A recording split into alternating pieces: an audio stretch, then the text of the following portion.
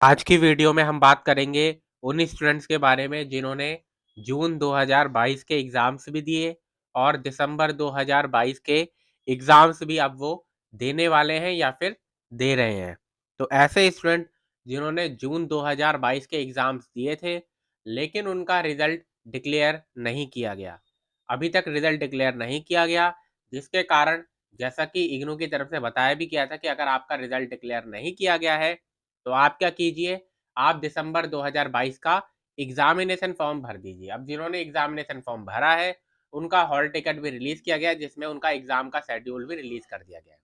अगर आगे आने वाले दिनों में मान लीजिए कि 7 दिसंबर को आपका एग्ज़ाम होता है, लेकिन अगर 7 दिसंबर तक भी आपका जून 2022 का एग्ज़ाम का रिज़ल्ट नहीं आया या फिर एग्ज़ाम का रिज़ल्ट आ गया था लेकिन आपने री-एवल्यूशन का फॉर्म भर रखा है और री-एवल्यूशन का रिज़ल्ट अभी तक नहीं आया, तो आप 7 दिसंबर को अपना जो एग्ज़ाम है दिसंबर 2022 का उसको भी देंगे।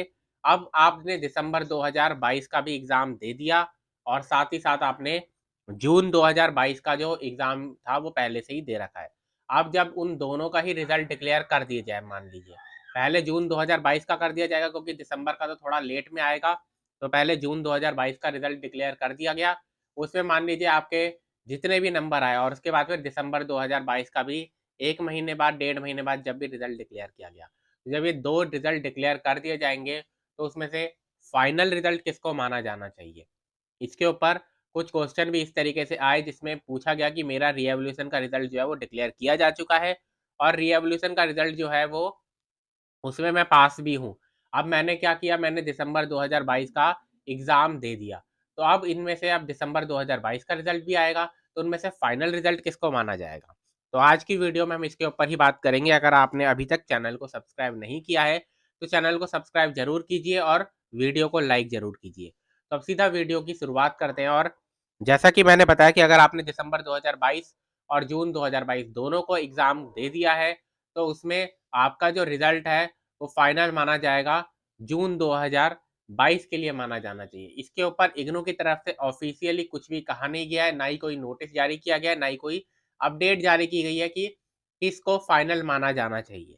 लेकिन जैसा कि हमेशा होता है कि आपका जो आपने पहले एग्ज़ाम दिया था, उसको फाइनल माना जाना चाहिए अगर आप पास हो चुके हैं उसके अंदर।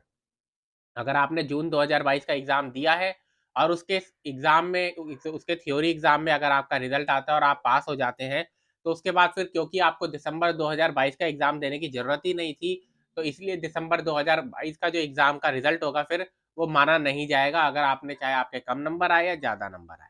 लेकिन अगर आप जून 2022 के एग्ज़ाम का जो रिज़ल्ट है उसमें फ़ेल हो जाते हैं, तो तब आपका जो दिसंबर 2022 में आपने एग्ज़ाम दिया उसमें जो नंबर आएँगे, वो आपका फाइनल मान लिया जाएगा।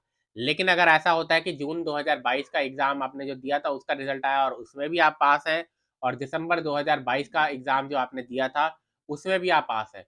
तो दोनों में अगर आप पास हैं तो आपने जो पहले एग्ज़ाम दिया था, सबसे पहले जो एग्ज़ाम दिया था, उसको फाइनल माना जाना चाहिए।